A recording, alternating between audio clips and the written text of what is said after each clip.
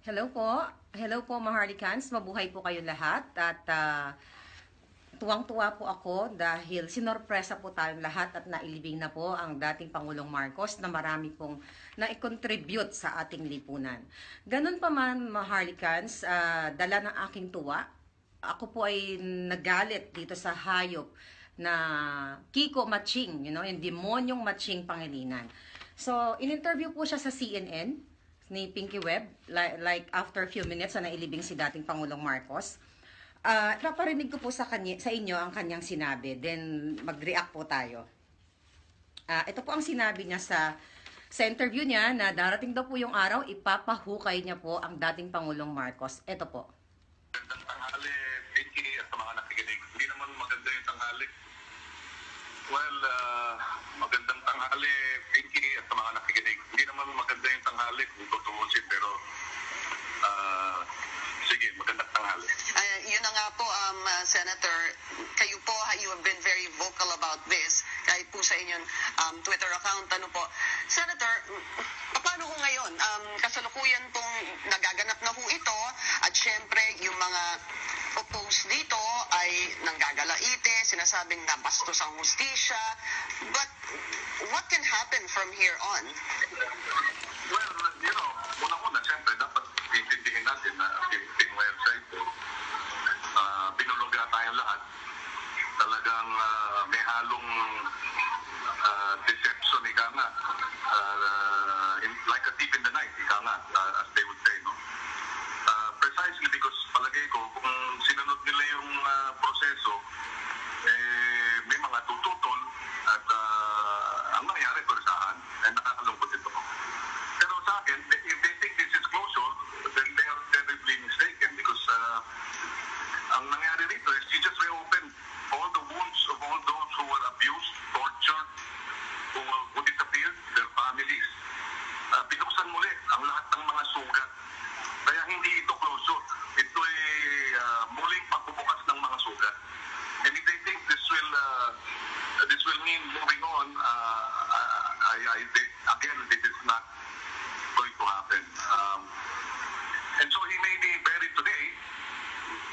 Nakalibing siya dyan ngayon, pero we will tirelessly work so that we can undo this injustice on our country.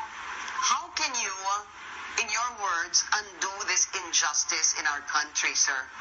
Because, balikan... Simply put, we will work through the processes.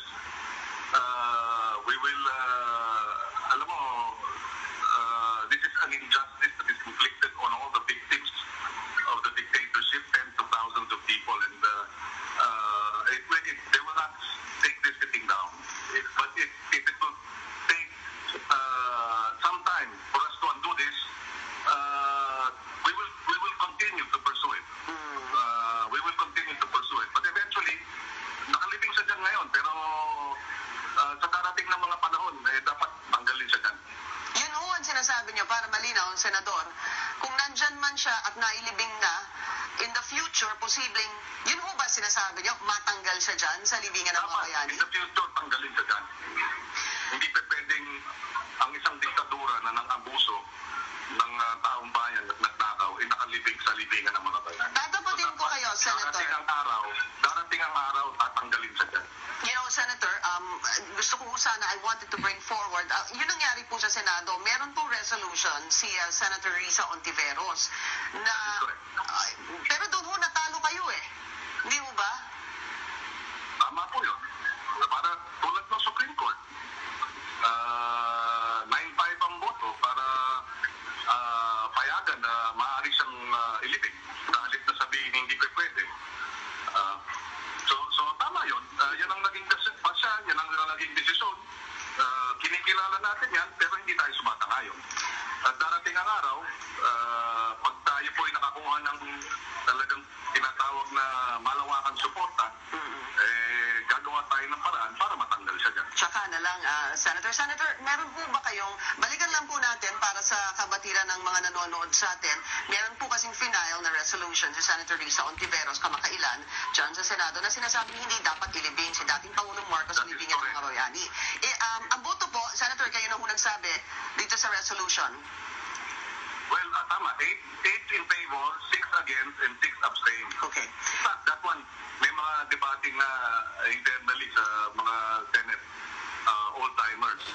Dapat yung 8 na bumoto pabor, majority of the votes cast. Kasi dapat abstain yung 6. Still, it's the sense of the Senate.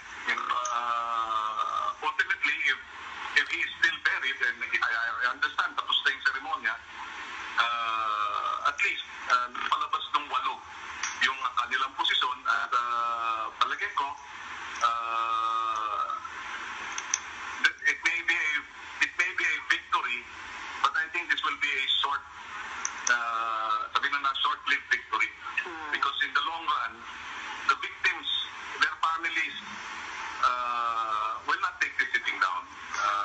So if we will have to protest, it may not happen overnight na maililipat siya sa ibang libingan, but that doesn't stop us from pursuing it, and that will not prevent us from working towards realizing his removal from the libingan ng mga bayan.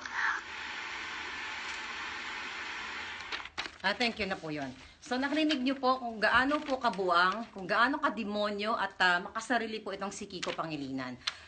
Kikong unggoy na yung pagmumukha mo, kung ano yung inunggoy ng mukha mo, yan ang unggoy ng puso at utak mo. Palibasang hindi ka tao, isa kang unggoy.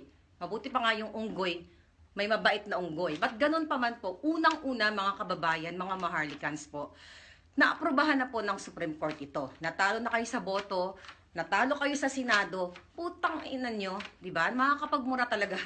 Punyeta kayo, mga hayop kayo. Ha? Sinong gusto nyo kayo yung batas? Kung ipapahukay mo, ako mismo ang sasampal sa yung gago ka. Senador kang walang utak.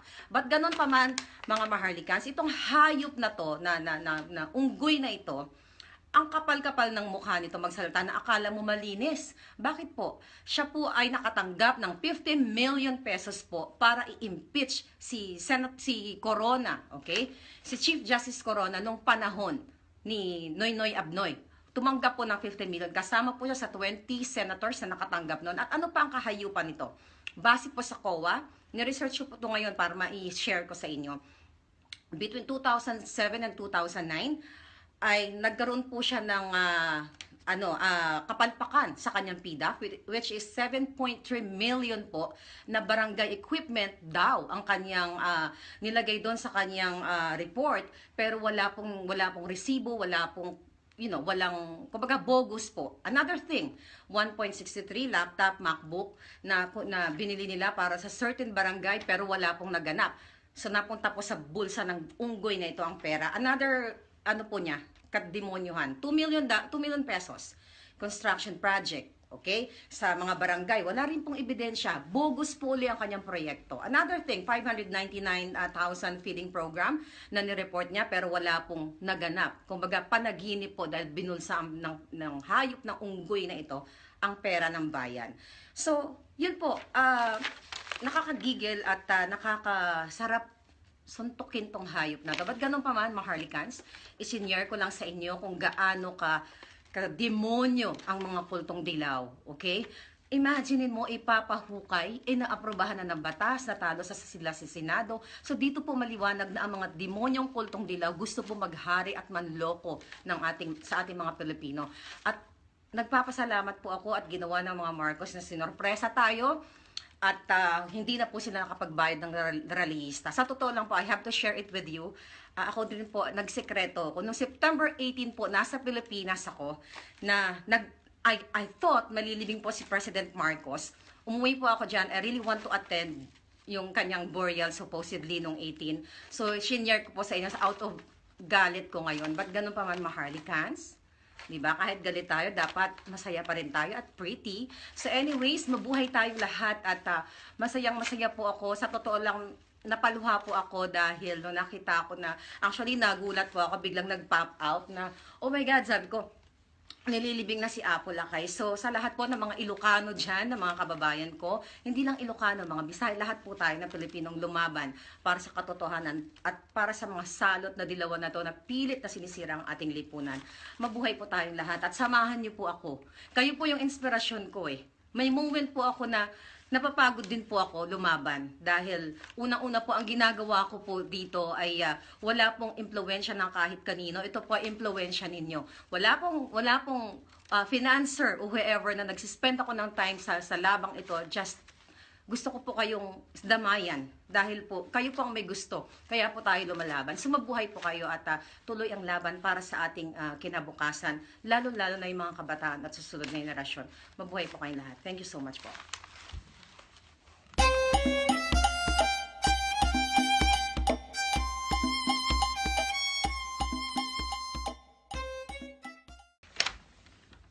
Hello po. Hello po, Maharlikans. Mabuhay po kayo lahat. At tuwang-tuwa po ako dahil sinorpresa po tayong lahat at nailibing na po ang dating Pangulong Marcos na marami pong na-contribute sa ating lipunan. Ganun pa man, Maharlikans, dala ng aking tuwa. Ako po ay nagalit dito sa hayop na Kiko Matching, yung demonyong Matching Pangilinan. So, in-interview po siya sa CNN ni Pinky Webb, like after a few minutes na nailibing si dating Pangulong Marcos.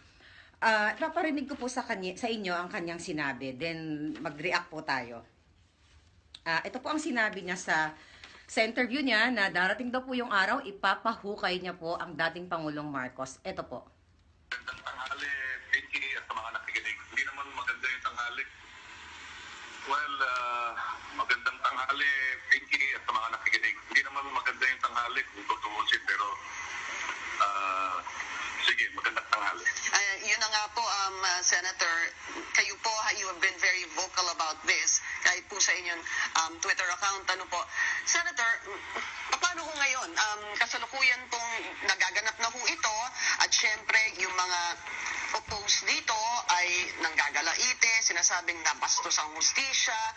But what can happen from here on? Well, unang-una, siyempre, dapat intindihin natin na ating website, binuluga tayong lahat. Talagang may halong deception, ika nga.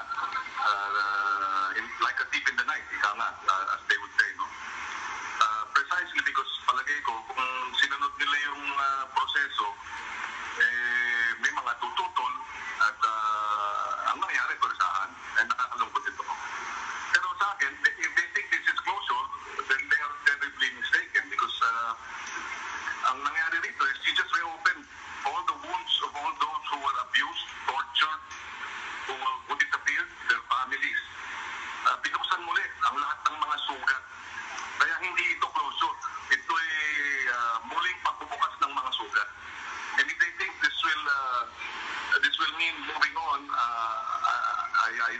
again, this is not going to happen. And so he may be buried today. Nakalibing siya dyan ngayon, pero we will tirelessly work so that we can undo this injustice on our country. How can you, in your words, undo this injustice in our country, sir? Because, balikan, Simply put, we will work through the processes.